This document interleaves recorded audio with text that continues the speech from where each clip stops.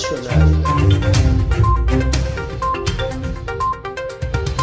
abonné leen ci suñu chaîne YouTube ngir jot saa su nekk ay xibaar yu wér te wóor aju ci réew mi ak ci bitim réew.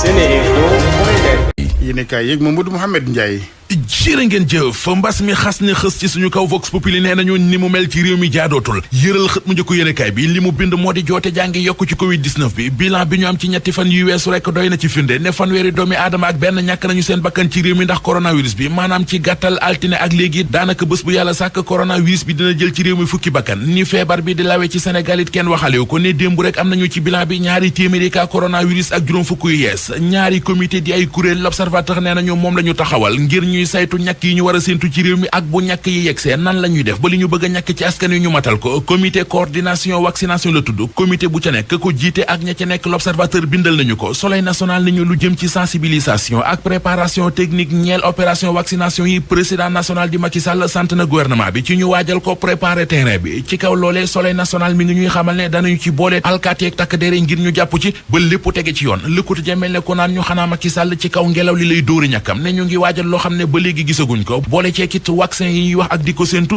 ba fi mu nekk ni kenn xamagul ban xeetu vaccin lay doon xamuñu it kañ la ñu war a tàmbali di ñàkk askan wi professeur Daouda Ndiaye di ñu wax ci xët mu njëkk journal Le Quotidien nañu bu ñu bëggee ñàkk yi dox ci réew mi ni mu waree il faut que dañuy leeralal askan wi lépp ba mu leer ci seen bopp su ko defee ñu mën cee ànd daje ji ci lii Quotidien mi ñu wax ne li ñu fi tàmbali woon mu di fukki fan ak juróom yu nekk am ay ministre yu nekk ci gouvernement bi jàkkaarloo ak i taskatu xibaar ngir waxtaane tolluwaayu réew mi loolee ajandi nañu ko ba jëmmi jamono ndax feebaru coronavirus bi xibaar la bu ñu jëlee ci communiqué bu bàyyeekoo ci Oumar Gueye porte-parole gouvernement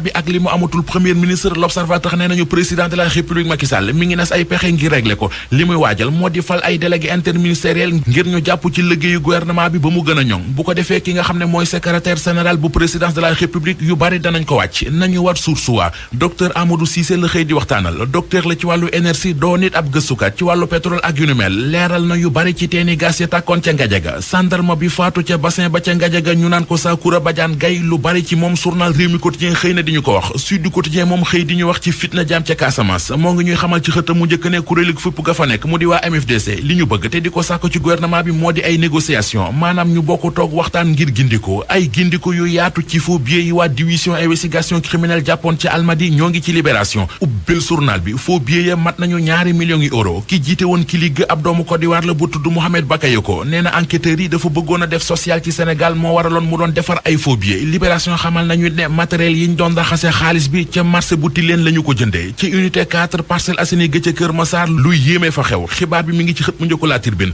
benn xale bu jigéen bu toll ci fukkat ak juróom-ñaar maanaam 17 ans moo gis benn waay xàmmee ko xam ne waa ji sàcc la sàcc bi bañ xale bu jigéen bi yoole ko tax mu fekk ko këram taal ko xale bu jigéen bi journal bi nee nañu hôpital la mujje waa ji moom daw dugg mbooy gi ba léegi ñoo ngi koy wër gisuñu ko bu weesoo boobee journal L'Observateur moom it xëy nañu ak beneen xew-xewu jamono bu yéeme benn livreur mu di ñu ñuy tuddee ay cag-cag daf ci am kenn ku ñu naan M Fall benn clientam di commerçant bu nekk marché Sandaga moo ko jox fukki million ak juróom-ñaar ne ko na ko yóbbul Yoff cag-cag bi lëkkaloo ak beneen xaritam bu ñu naan M Ka Ndiaye ngir mu ñëw agressé ko ñu teg seeni dil waaye waa ji di cag-cag bi dafa dem ba ca biir wóolatul xarit bi ko war a agressé tax mu xaaj xaalis bi jël lenn li denc ko bi ñu defee seeni pexe ba waa ji ñëw agressé ko commerçant bi moomoon xaalis bi am xelam tey ci mbir yi demee ca la demee ca brigade de recherche bu fédéral bu porté plainte contre X gendarme yi nekk ci enquête ba gis ne yëfi dil ba la ko feeñal moo di cag-cag bi dañoo gis ne moom ak ki mu ne moo ko agressé déggante nañu téléphone ay yoon boole ceekit cag-cag bi ñu ko agressé gaañuwul fenn xoosuwul xureekuwul ab moto mit dara sikku ci